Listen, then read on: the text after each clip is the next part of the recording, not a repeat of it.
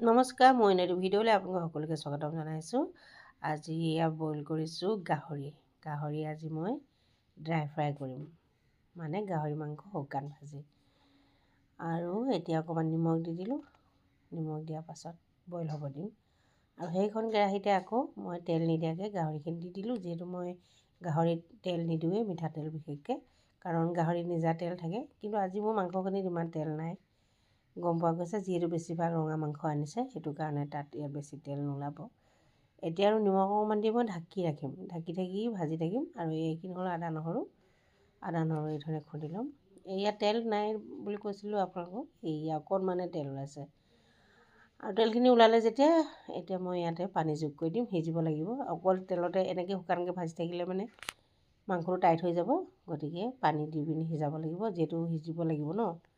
আৰু এতিয়াহে হালধি দি ঢাকি ৰাখিম, পূৰা পানীখিনি শুকাই নোযোৱালৈকে আকৌ সিজাই থাকিম। আৰু পানী শুকাই যোৱাৰ পাছত আকৌ তেল ওলাই গ'ল, দেখিছে।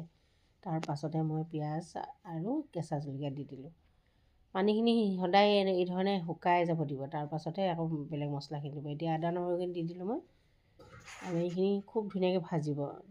তেতিয়া এই ড্ৰাই ফ্ৰাইত আদা নহৰুখিনি খাই খুব ভাল লাগে, লগতে পিঁয়াজখিনি মাংসডোখৰৰ লগত যেতিয়া লাগি থাকে ন, খাই খুব ভাল লাগে। আৰু মোৰ হৈ গ'ল। এতিয়া শেষত মই দিম কেঁচা ধনিয়া দি দিলে মানে ভাল লাগে আৰু খাই মস্তি লাগে। আৰু মই ধনিয়া দি দিলোঁ, দি পিনি আৰু এই ধৰণে অকণমান মিলাই মই দেখোন গেছটো অফ কৰি দিলোঁ দেই। গেছটো অফ কৰি দিয়াৰ পাছত মই শেষত এনেকৈ বনাই আছোঁ, আৰু অকণমান ধনিয়া দি হৈ গ'ল। এতিয়া আৰু এইখিনি খাব, আৰু কিহৰ লগত গম পাইছেনে? গম পাইছে আৰু কিহৰ লগত বেছি ভাল লাগিব, সাজৰ ৰহিৰ লগত। অৱশ্যে ৰহি নাই বাৰু, মই এইটো এনেহে কৈছোঁ আৰু, কিন্তু ভাল লাগিলে হয়। গতিকে আজিলৈ আহোঁ, বাই বাই।